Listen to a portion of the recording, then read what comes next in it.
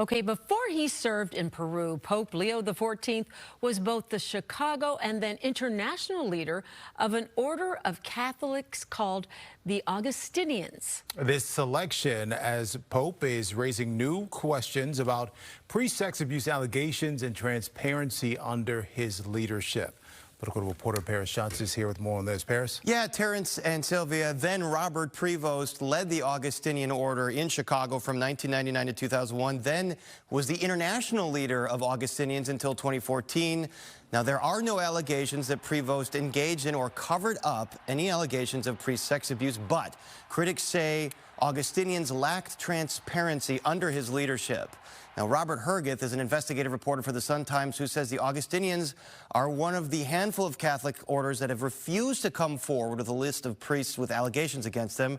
Hergeth confronted Prevost personally in an email when he was in a powerful role in the Vatican and says Prevost gave him the cold shoulder. The order didn't have a list, has been mired in secrecy over this during and since his leadership. As far as I can tell, if there's a backstory there, I would love to know it. And then the second thing was, what was his role in allowing a priest to move into one of his monasteries near a school without notifying the school? And to that last point, the Prevost moved an accused priest, Father James Ray, to a friary in Hyde Park without notifying his school a block away. Now, in a statement just released this hour, attorneys for the Augustinians say Prevost moved Ray with the approval of the Archdiocese and denied that there was a school in the vicinity. Now, there was another case before Prevost took over, Father John Murphy at St. Rita. He was accused by 13 men of sexual abuse. He left the school in the 90s, and then he worked at the Shed Aquarium, giving tours to elementary school students. The Shed says Augustinians gave Murphy a positive reference and never mentioned sexual abuse allegations, including under the tenure of Prevost. That is until 2003, until a victim came forward.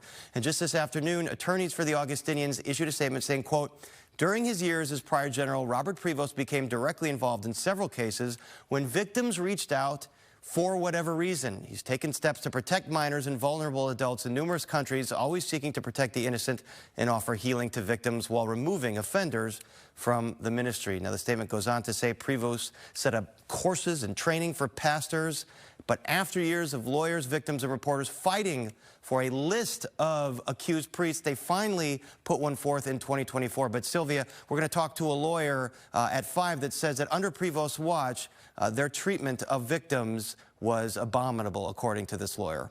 Okay, thanks for that, Paris. Well, the White House is sidestepping questions about social media posts that Pope Leo made when he was still a cardinal. The new pontiff was critical of President Trump, once writing in a social media post saying the chief executive's policies are, quote, problematic and carrying anti-immigrant rhetoric.